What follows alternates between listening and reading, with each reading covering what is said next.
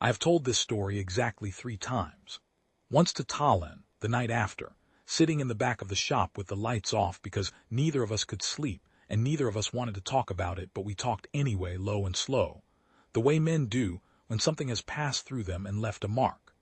Once to a journalist who drove up from Buenos Aires and smelled like cologne, and asked questions that proved he had no idea what this city is or what it means to live your whole life in it. I sent him away after 20 minutes, and now this, whatever this is, a record, something I am putting down so that there is at least one version of what happened that did not get filtered through someone who wasn't there. My name is Pablo. I am a mechanic. I have been a mechanic in Santa Fe for 23 years, first in my uncle's shop on the road to Monte Vieira, then in my own place on the edge of the Park Federal, a 2-bay operation with a leaky roof on the north side that I kept meaning to fix. My father was a mechanic before me, and his father fixed farm equipment in a shed outside Esperanza before the city swallowed the land around it. So I come from a lineage of people who understand that the world is held together by things that are properly tensioned and properly maintained, and that when those things fail, they fail in ways that can be predicted if you know what to look for. I know how engines work. I know how metal fails. I know what things cost and what they weigh and what happens when you push a system past its design limits. I know the sound a bearing makes when it is 2 weeks from catastrophic failure. I know the color of oil that has been in contact with coolant and the color of coolant that has been in contact with oil. I know what a welded seam looks like when the welder was rushing and what it looks like when the welder was careful. I know that most things that fail were already failing slowly long before anyone noticed, and that the violence of a final failure is usually just the announcement of a process that started much earlier, in some quiet corner, in some layer nobody was looking at. That is not a small thing to know. It turned out to be the only thing that mattered. Tallinn, his name is Marcelo, but nobody has called him that since secondary school, has been my closest friend since we were 17 years old. We built a go-kart out of a washing machine motor and a salvaged chassis in his father's yard, and we drove it until the rear axle snapped and sent us both into a drainage ditch at a speed that did more damage to our dignity than our bodies. And after that we were friends, the way only people who have done something stupid together can be friends. He is a tall man with large hands and the particular patience of someone taught early that most problems will yield if you think about them long enough from the right angle. He came to work with me 8 years ago when his previous employer went under in the way small workshops go under slowly, and then all at once, and he settled into the place as though he had always been there. He is a better mechanic than I am, though I would only admit that in writing where he cannot hear me. What I have that he does not is a higher tolerance for the moment when a problem has no obvious solution. Tallinn gets restless when the variables won't resolve. I have learned to sit with unsolved things, to let them run in the background while I do other work, and to trust that the answer will surface when it is ready. My father called this patience. My ex-wife called it stubbornness. The distinction may be smaller than either of them understood.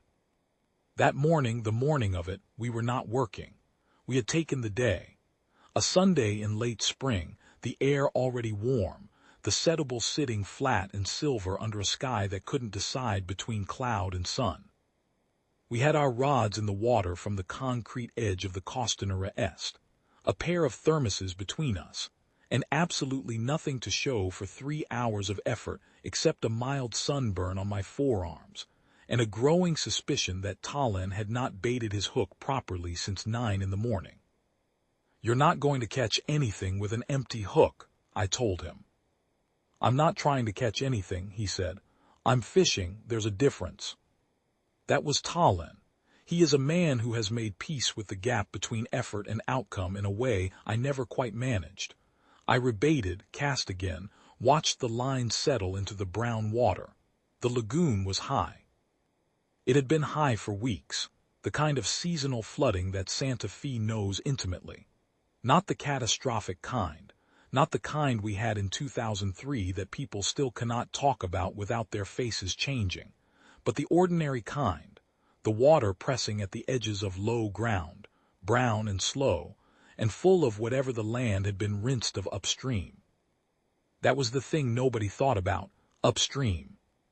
For years, I learned this later, in the aftermath, from people who study these things. The floodwaters had been carrying something extra. Agricultural runoff from the interior. Pesticides, herbicides, compounds with long names that nobody who actually works with their hands ever learns to pronounce. The lagoon had been absorbing this for a long time. The sediment at the bottom had been absorbing it for longer. And somewhere down in that sediment, in the darkness and the chemical soup, something very old had been sleeping. I do not know the science of it. I am a mechanic. What I know is what I saw. The first sign was the birds. There had been a handful of coots working the near shore all morning, the small nervous birds that dot every wetland in the province, and suddenly they were gone. Not startled, gone. Like something had passed under them that they felt before they saw, some vibration below the threshold of human perception, and every one of them had lifted at once and flown without a sound in the direction of the city. Talon noticed. I saw him notice because he lowered his rod slightly and looked at the water. "Birds left," I said. "Yeah." We were quiet for a moment. The surface of the lagoon began to change. Not dramatically, not at first, just a kind of wrongness in the way the water moved, a set of ripples spreading from a point maybe 200 meters out that did not match the direction of the wind. Concentric circles. Something was displacing water from below. I reeled in my line. I do not know why. Instinct. The instinct of a man who has spent his life watching things that were about to fail. "Talon, I see it." The water broke. I want to be precise here because imprecision is how myth gets made, and this is not a myth. What came up from the Setúbal that morning was not what I expected. I did not have a shape for it in my mind. Nobody does, not really, no matter what they tell you afterward. The human brain is very good at pattern recognition and very bad at scale. We are calibrated for a world of things that are roughly our size, things that fit in rooms and streets and fields.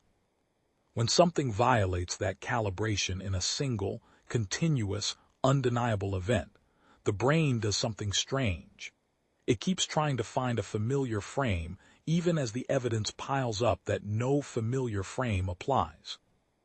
I kept thinking, that's a crane. That's the boom of a crane rising from the water. And then, no, it's biological, it's moving wrong for steel, it has texture. And then the head cleared the surface and I stopped thinking in categories entirely and just watched. What I saw was scale, not scales, the biological kind, but scale as a concept, as a collision between the size of a living thing and the size of things you had thought were permanent.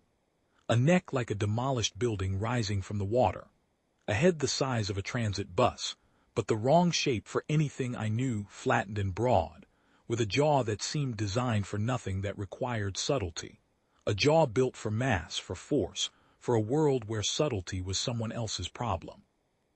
Water sheeting off a torso that was still coming up, still rising, and I kept thinking it would stop. Surely it would stop. And it did not stop. The chest cleared the surface. The forelegs. The water around it churning white and dark at the same time, white from the disturbance and dark from whatever had come up with it from the bottom, from the sediment it had been lying in. The smell reached us a moment after the visual, carried on the displaced air. A chemical smell, not natural, the smell of what the lagoon had been absorbing for years, concentrated and exhaled. The sound reached us about a second after that. A low-pressure wave, less a sound than a fact, the kind of thing you feel in your molars and your sternum before you process it as sound at all. The lagoon around it was churning white. Talon dropped his rod into the water and grabbed my arm. I let him. We ran. I am not ashamed of that.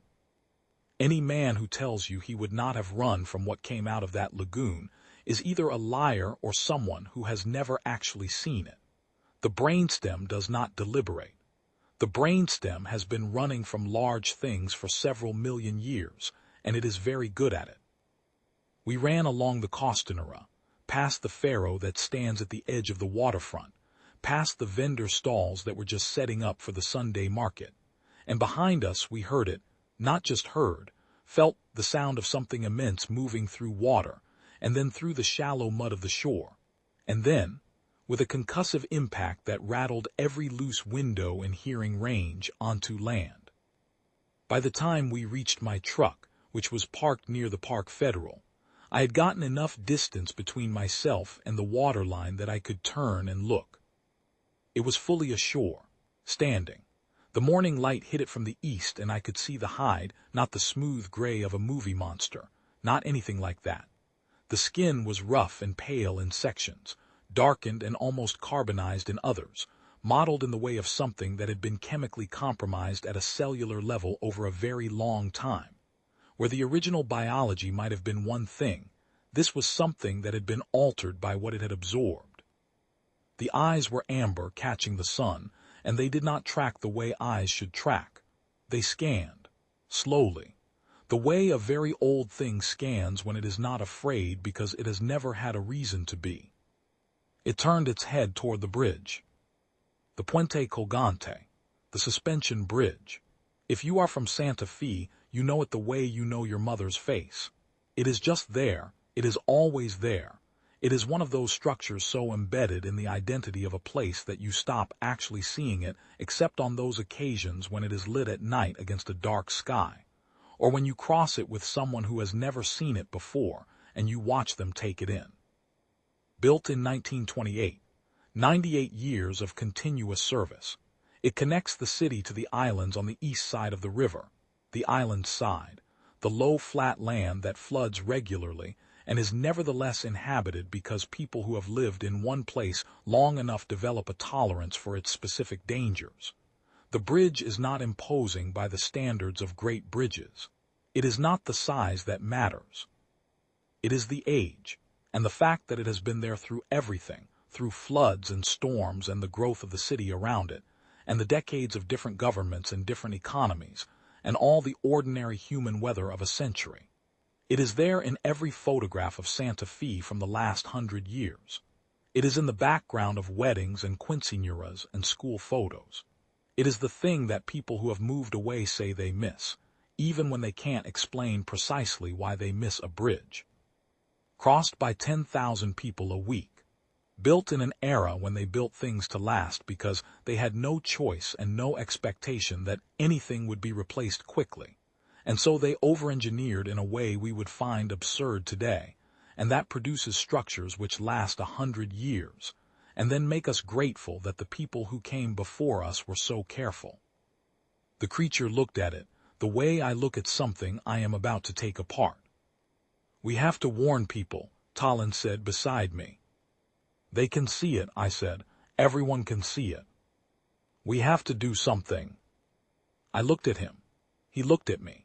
We were two mechanics standing by a pickup truck in a park in Santa Fe, watching a prehistoric mutated kaiju prepare to walk through a city of 400,000 people. And the sum total of our resources at that moment was a truck with a quarter tank of gas, 2 fishing rods we had abandoned on the Costanera, and whatever was in the toolboxes in the truck bed. "Okay," I said, "let's think." The shop was where I thought. It had always been that way. Problems that seemed intractable on the road or in someone's driveway had a way of becoming tractable once I was inside, surrounded by the tools and the smell of oil and the particular order I had imposed on the space over more than 2 decades of daily use. I cannot explain this entirely. It is partly familiarity, partly the way that a familiar environment reduces the cognitive load of simply being somewhere so that more of your attention is available for the problem at hand. Talon has a similar relationship to the shop. When we are both there and something is wrong, we tend to get quieter and more focused rather than louder and more scattered, which is the inverse of how many people respond to crisis, and is, I think, one of the reasons we are still in business and still friends. Talon is, as I said, a better mechanic than I am, but I am better at staying calm when things are broken in ways that have no obvious repair path. That is not a boast. It is a temperament. My father was a man who fixed things under pressure, and he taught me that panic is just adrenaline looking for a direction. And if you can give it a direction before it picks one for you, you have a chance. The creature moved.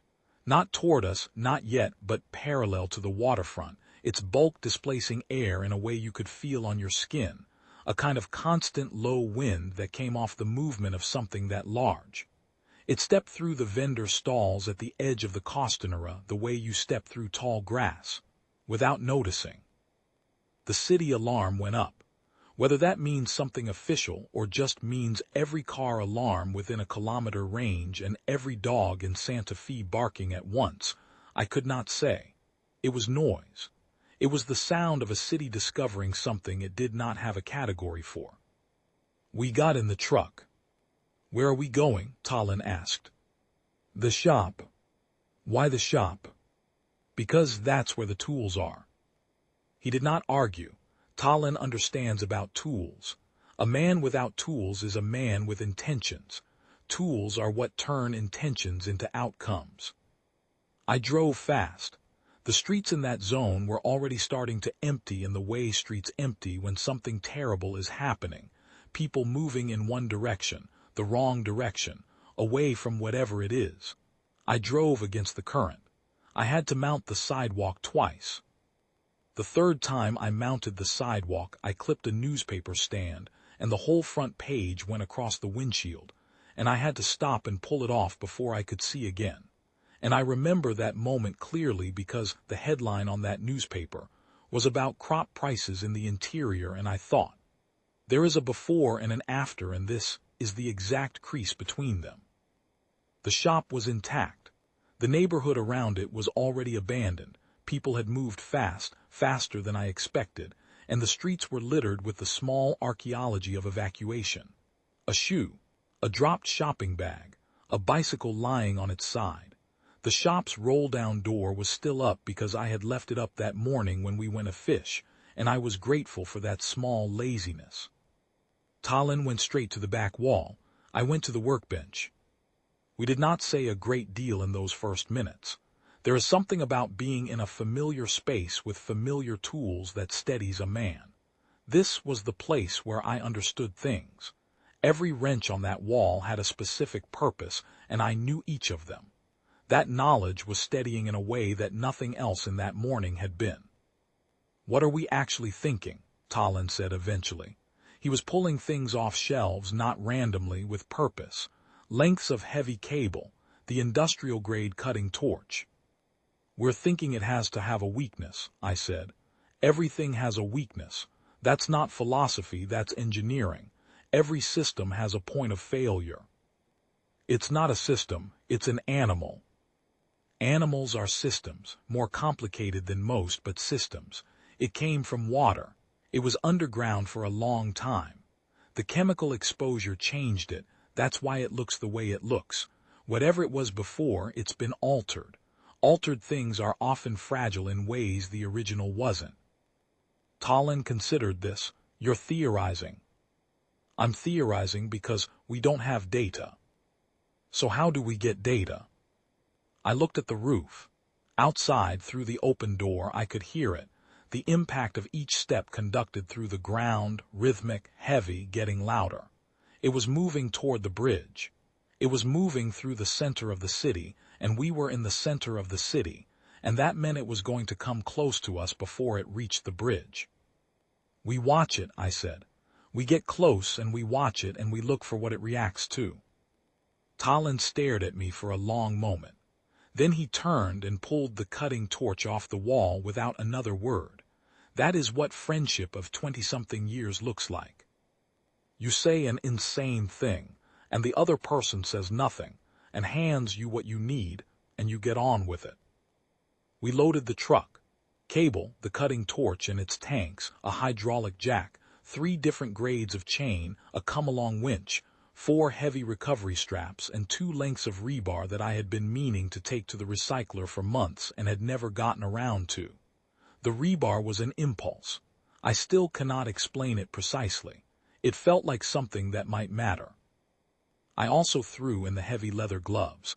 the ones I use for bodywork on frame rails when the metal edges are sharp, and the bolt cutters from the corner peg, not because I thought I would need to cut bolts, but because bolt cutters are the kind of tool that has a way of becoming relevant in situations that weren't anticipated, and the fire extinguisher from the wall mount, even though I knew it was inadequate for anything we were likely to face.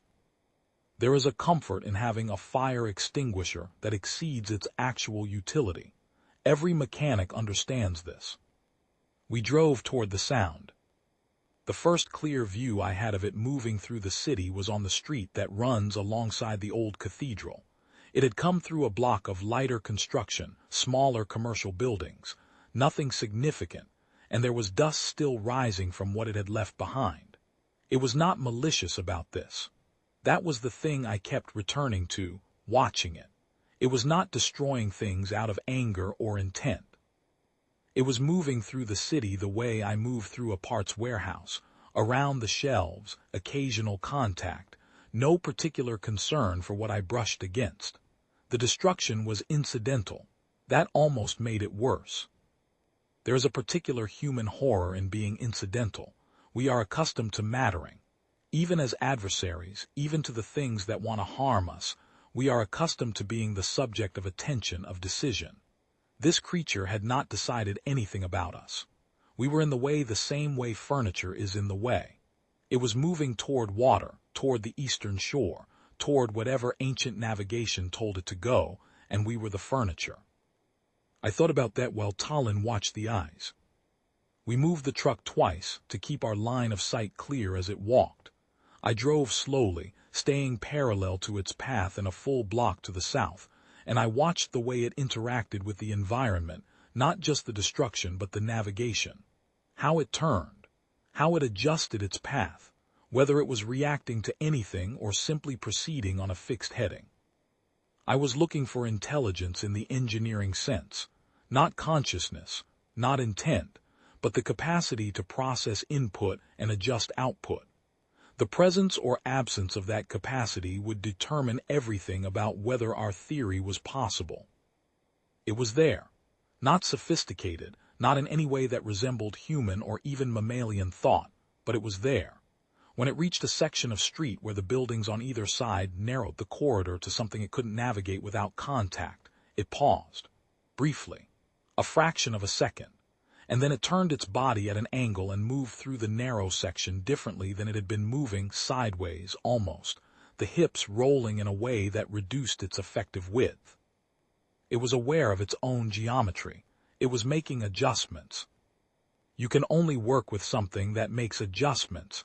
That was useful. We parked at the corner of a side street, with a clear line of sight to its right flank, and watched. It moved in sections. The head swayed. The tail, enormously long, armored at its base and tapering toward something almost whip-like at the far end, moved as a counterbalance, and when it swept through a row of parked cars along the boulevard it did so without any apparent awareness of what it had done. "The eyes," Talon said. "Look at the eyes."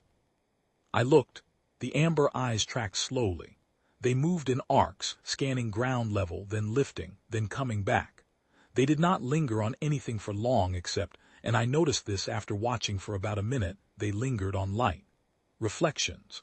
The sun catching a window or a car windshield or the surface of standing water. Each time the eyes found a reflection they paused for a fraction of a second. "It's responding to reflected light," I said. "Pupils haven't adjusted," Talon said. "Look at the pupils. They're fixed. The same size they were in the lagoon. It's been underground in the dark for who knows how long. Its eyes adapted to low light. Direct sunlight is probably painful," I said. "Or disorienting, either way." We looked at each other.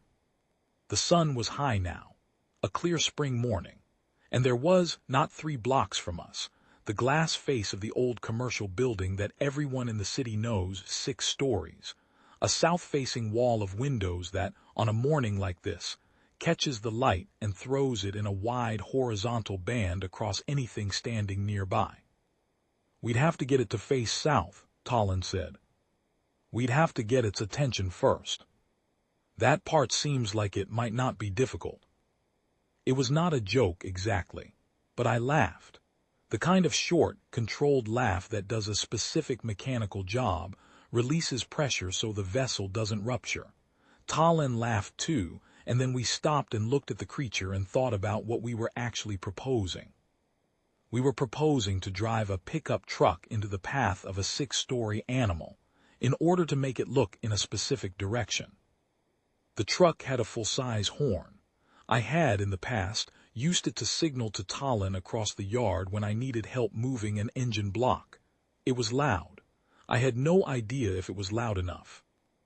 If we go, I said, we go fast and we don't stop. We don't stop for anything. If it charges, we don't drive away from it, we drive across it, cut the angle, don't run straight, because straight is where it catches us. Talon buckled his seatbelt. I want you to know, he said, that if we die doing this, I'm going to be very angry. If we die doing this, you won't have time to be angry. I'll find time. I put the truck in gear. The approach was not elegant.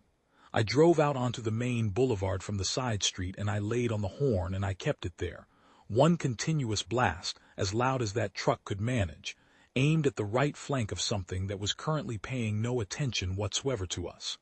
The sound bounced off the building faces on either side. It was swallowed by the open sky. It felt, in that moment, profoundly inadequate. Then the tail stopped moving. The head turned. Slowly, everything it did was slow in that deliberate, heavy way of a thing that has never needed to hurry. It turned its head and looked at us. The amber eyes caught us, held. I felt my hands lock on the wheel. The instinct to floor the accelerator and drive in any direction away from that gaze was enormous. I held it down. I kept the horn going. I watched the head. It lowered, just slightly, like a dog putting its nose down to smell something. The eyes were tracking the truck now, not scanning, tracking, and I understood viscerally what it meant to be prey-sized in the attention of something that enormous. South, Talon said quietly. Turn south. I turned south. The creature watched, followed our movement with its head, took a step, one step, which covered approximately the distance of half a city block, and produced an impact that I felt in my jaw. Keep going, Talon said. Keep the horn going. I kept the horn going. I drove south. I drove slowly enough to stay interesting but fast enough that it had to move to follow, and it did move, heavy, deliberate, turning its body to track us. And as it turned it faced south, faced the glass building with its morning-bright windows, and the reflected sunlight hit those amber eyes like. It stopped. The head went back, not in pain, not dramatically, but the scan stopped. The eyes narrowed to something close to slits and the creature held very still, and in that stillness I saw something I had not expected. A hesitation. Not fear. I do not think it was capable of fear as I understand it, but an interruption of purpose. The light had broken something in the routine of the thing. I stopped the truck. We watched. The creature shook its head, slowly, a massive rolling motion that sent spray still beaded in its hide flying in a wide radius. It turned away from the reflected light. It turned back toward the river. It's avoiding it, Talon said. The light, it's avoiding it. So it'll go back to the lagoon. Unless something else catches its attention. I thought about the bridge. The Puente Colgante hung at the edge of the river on the south end of the waterfront. The cables would catch light. The white towers would be bright against the morning sky. And the bridge was in the direct path between where the creature now stood and the eastern shore. It's going to walk through the bridge, I said. Talon said nothing because there was nothing to say. The bridge could not survive contact with something that size. The cables, the towers, the deck, none of it was designed for this. It would come down in the river and the crossing would be gone, and that was not just infrastructure, that was connection, that was the thread between the city and the island side that people had been using for nearly 100 years. I have never been a sentimental man about structures. Buildings are materials in a specific arrangement, and materials can be rearranged. But the Puente Colgante is not just a structure to people from this city, and I knew, sitting in that truck, that I was not willing to watch it go without doing something. "The cables," I said. Talon turned. "The suspension cables. It's going to walk into them, if we can get there before it." "What are we doing with the cables, Pablo?" "They're steel, high-tension steel. If the creature hits them, the cables snap and the energy release it's enormous. You know what happens when a tensioned cable breaks. It whips. It whips at whatever is in range, at whatever is above and below the break point." I looked at him. "We need to get ahead of it. We need to get to the bridge." He was quiet for a moment. Then, "You want to use the bridge itself as a weapon." "I want to use the physics of it. The cables aren't weapons, but the energy in them released at the right moment." "You're guessing." "I'm estimating. It's not the same thing." Another moment of silence. The creature had turned toward the waterfront. Its tail swept a slow arc and caught the corner of a building, not even the full corner, just the edge, and the masonry came down in a dusty cascade. It did not notice. "Drive," Talon said. We drove. The bridge approach road was deserted. Whoever had been on or near the bridge when the alarm went up had gone, either east across to the islands or back into the city. There were abandoned cars along the approach, and I went around them on the shoulder and pulled up to the base of the North Tower, as close as I could get to where the main cables descended to their anchor points. From here the creature was perhaps 400 meters away, moving, slow and inexorable. The ground vibrated with each step. I got out and looked up at the cable configuration. I am not a bridge engineer, but I am someone who understands tension and load, and what happens when a material is asked to do more than it can do. The main cables of the suspension bridge come down at angles from the towers to the anchorage points at either end of the deck. They are carrying an enormous amount of preload, the weight of the deck, accumulated over nearly 100 years of continuous service. If you add a force to them that they are not designed for, they fail. When they fail, they release. The problem was I could not make them fail. I did not have anything capable of cutting through cables of that gauge. The cutting torch in the truck bed, maybe, with time I did not have. But I did not need to cut them. I needed to redirect the failure. "Come along," I said. Talon was already at the truck bed. He looked at me. "If we run a heavy chain from one of the main cables, anchor it at an angle to the secondary stay cable on the east face, and then we wait for the creature to put weight on the bridge deck." "The tension transfer," Talon said. "He got it immediately. This is what I mean when I say he is a better mechanic. If the load distribution gets altered before the primary failure point, the cascade goes east instead of down. East into the river, not down onto the deck. We'd have to be very precise. We'd have to be close." We looked at the approaching shape, 400 meters, closing. We worked fast. I've worked fast in emergency situations before, a car fire twice, once bad enough that I still have a patch of skin on my left forearm that doesn't tan normally. And I know what fast actually means when something is at stake. It means no wasted motion. It means your hands know the job before your brain has finished processing, because you've done similar jobs 100 times in conditions of lesser urgency, and the muscle memory is there. It means you do not narrate what you are doing. You do not say, "Now I'm going to thread the chain through this fitting," because speech takes time, and time is the thing you have least of.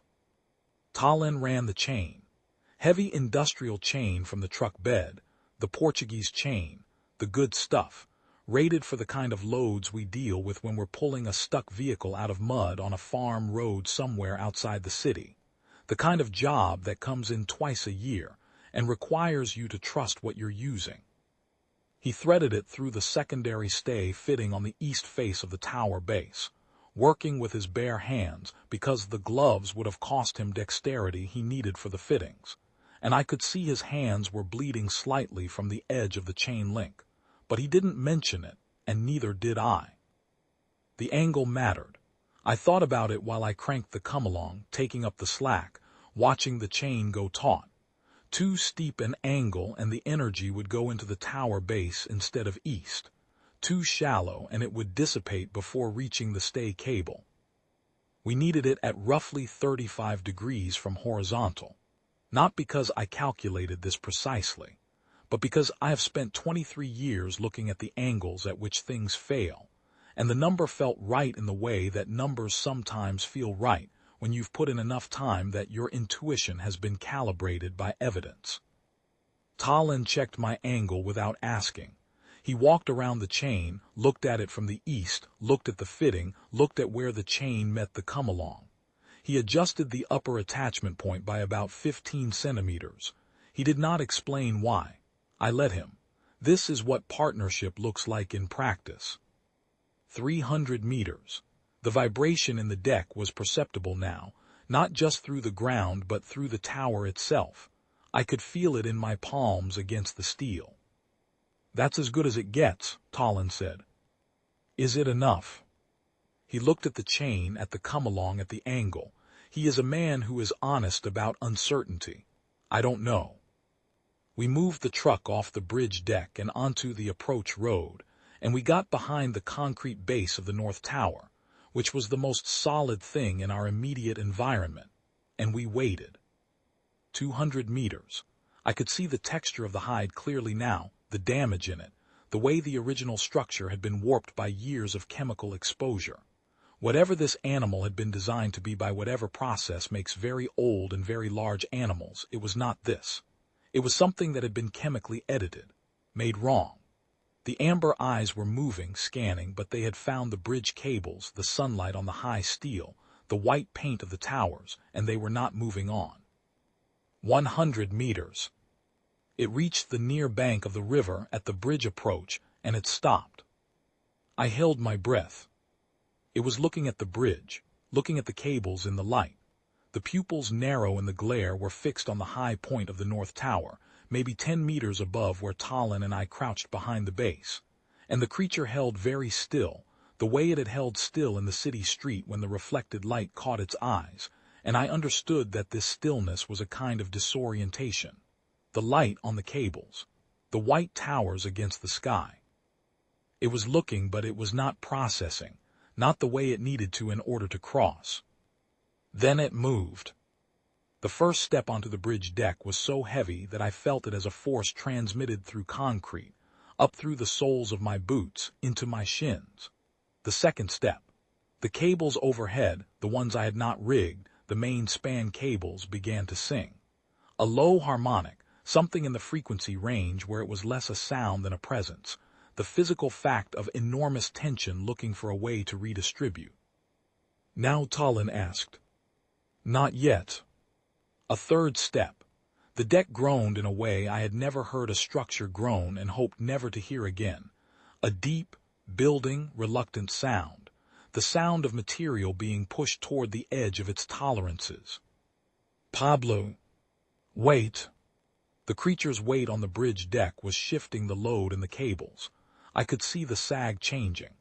I could see the geometry of the thing altering in real time as something that was never designed to carry this weight attempted to carry this weight. And the chain we had run, the secondary load path, was taut now, visibly taut, vibrating in the air between the tower and the stay fitting. The main cable on the east face snapped.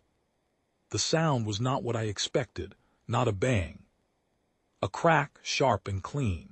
And then the release of tension that had been building in that steel for nearly a century, and the energy went where we had tried to tell it to go, east, along the chain and the stay cable, and then out and down, not into the bridge deck, not a total failure of the deck structure, but a controlled release of the east span, the deck section sagging and dropping toward the water on the eastern approach side. The cables whipping out over the river in a pattern of loose steel that threw spray where they hit the surface. The creature had not expected it. This is the thing I keep returning to. That enormous head, the amber eyes, and then the sudden wrongness of the deck beneath it, the shift in surface, the vibration, the crack of cable failure transmitted through the steel it was standing on. It swung its head, looking for the source of the input, looking the way an animal looks when something has happened to it that it cannot place in its existing model of the world.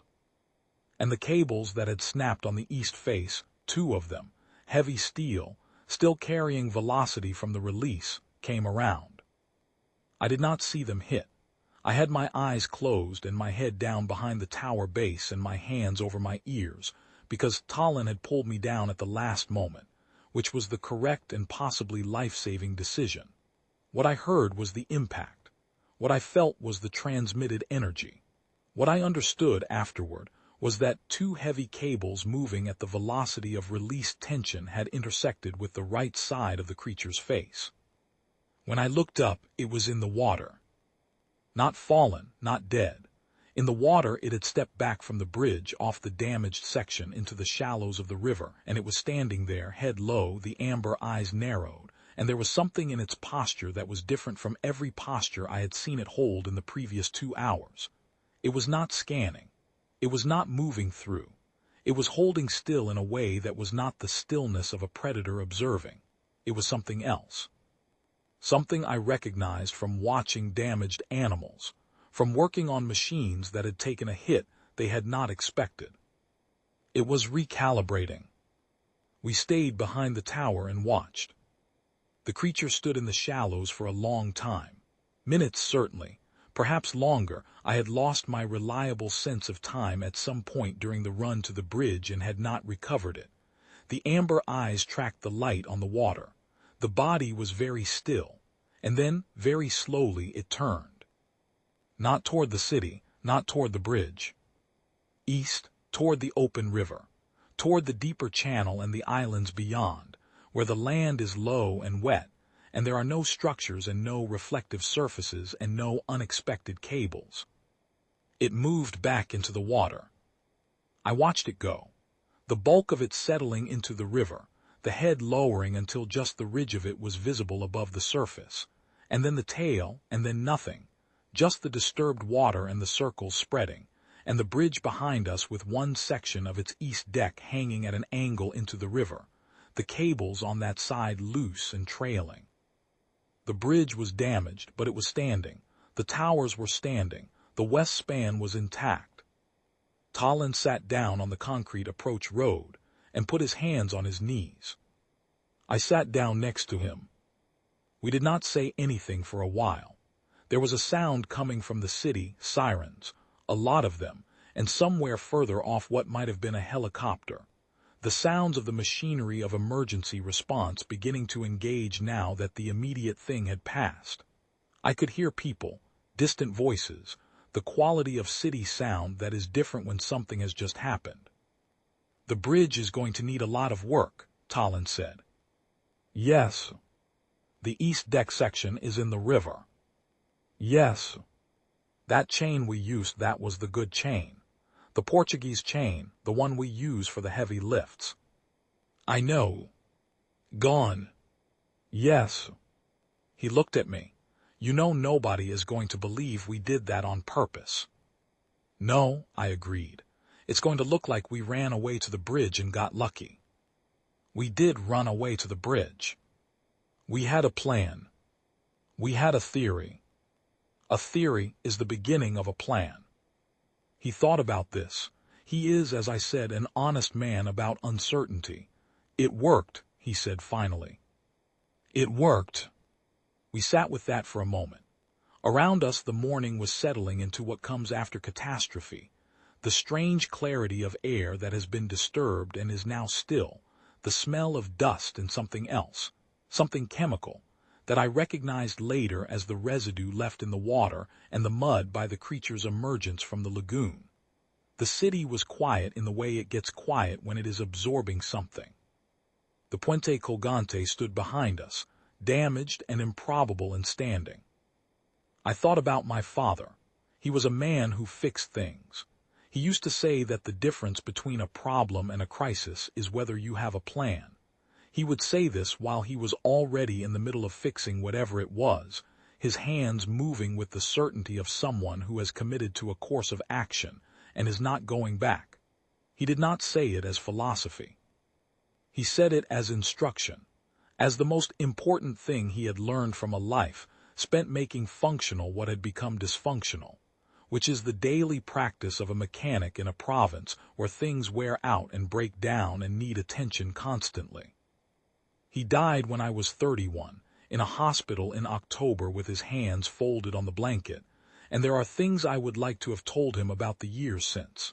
The shop, the partnership with Tallinn, the leaky corner on the north side that I have never fixed, and the reason I've never fixed it, which is that fixing it would be the end of something I cannot quite name. He was a precise man, and he would have had questions about the angle calculation, whether we had done the geometry correctly, or whether it had been instinct dressed up as engineering. He was honest about that distinction in a way that required honesty from the people around him, and I could not have gotten away with calling it calculation if it wasn't. I think I would have had to admit that it was mostly instinct, that the geometry had been done in about 40 seconds by two men who were watching a prehistoric animal walk toward a bridge they grew up crossing, and that it had worked in spite of that rather than because of it. But instinct is not magic. Instinct is compressed experience.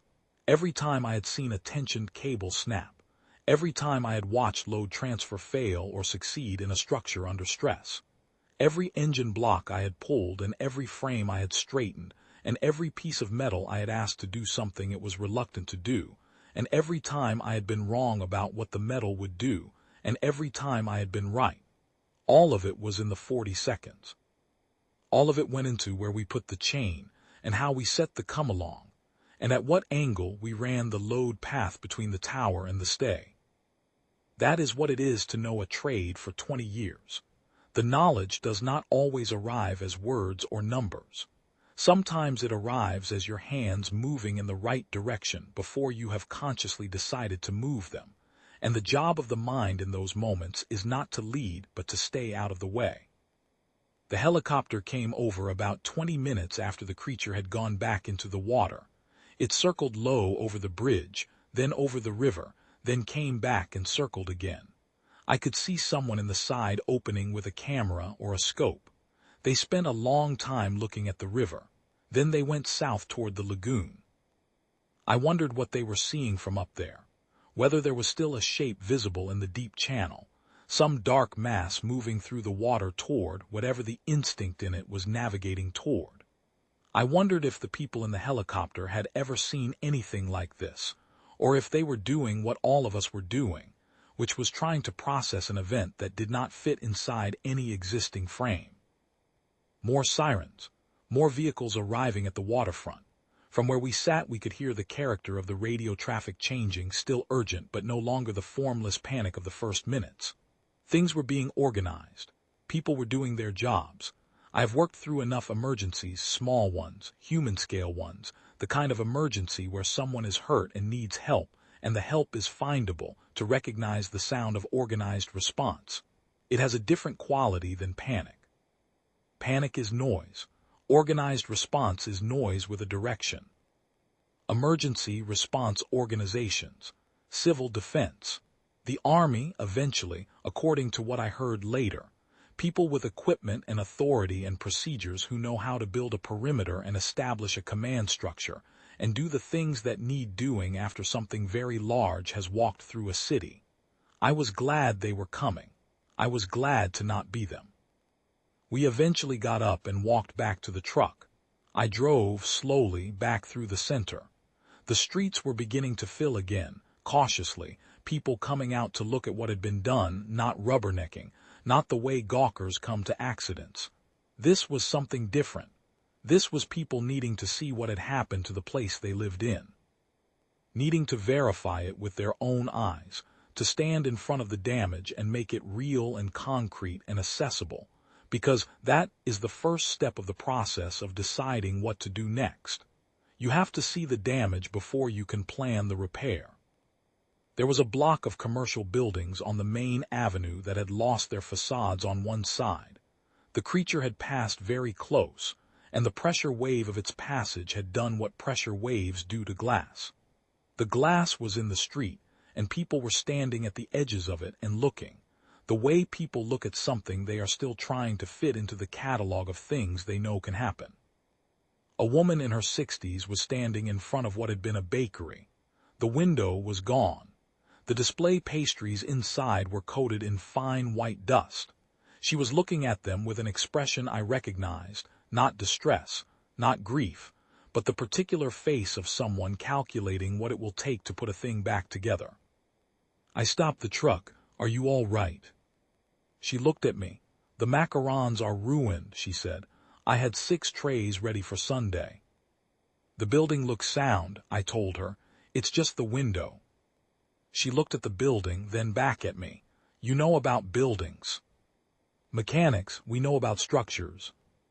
She thought about this. I have a delivery van, she said. The engine has been making a noise. Bring it in, I said. This week, whenever you're ready, don't worry about timing. She nodded. She turned back to the ruined display. I drove on. Tallon said nothing about that exchange. He is a good man. He knows when something doesn't need commentary. We went back to the shop. Neither of us said we were going back to the shop. It was just where we went, the way a person after a shock goes to a familiar place not because they have decided to go there but because the body knows where it needs to be. The roll-down door was still up. Everything inside was exactly as we had left it. The workbench, the wall of tools, the leaky corner on the north side that I kept meaning to fix. A car on the lift, half through a brake job, waiting for Monday. I stood in the doorway for a moment and looked at the car. A 10-year-old sedan belonging to a woman who lived 3 blocks away and brought it in every 6 months with absolute reliability. She had called on Thursday to say the rear brake pedal was soft. I had put it on the lift Friday afternoon, done the initial inspection, identified a leaking caliper on the rear right, ordered the part, and started the job Saturday morning before we knocked off early to go fishing. The part was on the workbench in its box. The caliper still needed to be swapped. The rear brake fluid still needed to be bled. The ordinary persistence of ordinary things. Tallon made coffee on the small stove in the back. He makes terrible coffee. I have told him this for 8 years, and for 8 years he has made it with the same quantity of grounds and the same indifference to the result. And I have drunk it without further complaint, because complaining about the coffee of a man who has just helped you chain a damaged bridge to redirect a kaiju strike is a thing that cannot be done with a straight face. We sat on the stools at the workbench and drank the bad coffee and listened to the city outside gradually become itself again. The sirens were still frequent, but they were organized now, purposeful, running in specific directions rather than everywhere at once. Voices from the street, not frightened, not the flat, shocked voice of the first hour, but the other voice, the one that comes after, that is taking stock and making lists and beginning the long work of assessment. The city was not broken. Parts of it were damaged. These are different things. The Portuguese chain, Tallon said. I'll order more. It won't be the same chain. No, but it'll work. He drank his coffee, set the cup down. What do you think happens now? I thought about the amber eyes going below the surface of the river, the creature moving east into the deep channel, away from the light and the cables and whatever had disoriented it. I did not know where it had gone or whether it had gone far. I did not know whether it would come back. Nobody knew that. People who study these things would have to work with what they had found in the lagoon sediment, in the water chemistry, in whatever data the helicopter had gathered, and maybe eventually there would be an answer or a plan or something more than 2 mechanics with a chain and a theory. I think, I said, that we learn what we can, and we pay attention to the birds. Tallon looked at me. They'll leave first, I said. If it comes back, they'll leave before anything else moves. He sat with this, finished his coffee. You're going to watch the birds now. I'm going to watch the birds. He nodded slowly, looked at his cup, set it in the small metal sink. Outside, the city was filling back in. I could hear traffic, cautious and scattered on the streets around the Park Federal. Voices. Somewhere not far off, someone was hammering, measuring the damage, starting the assessment, doing the first thing that has to be done before anything else can be done. The particular sound of a city that has taken a blow and is deciding to stand back up. I put my cup down next to Tallin's. Somewhere out there, below the brown surface of the Setúbal, something very old and very large was moving through the dark water, and it did not know our names, and it did not know what we had done, and it was not frightened of us. We were too small for that. We had always been too small for that.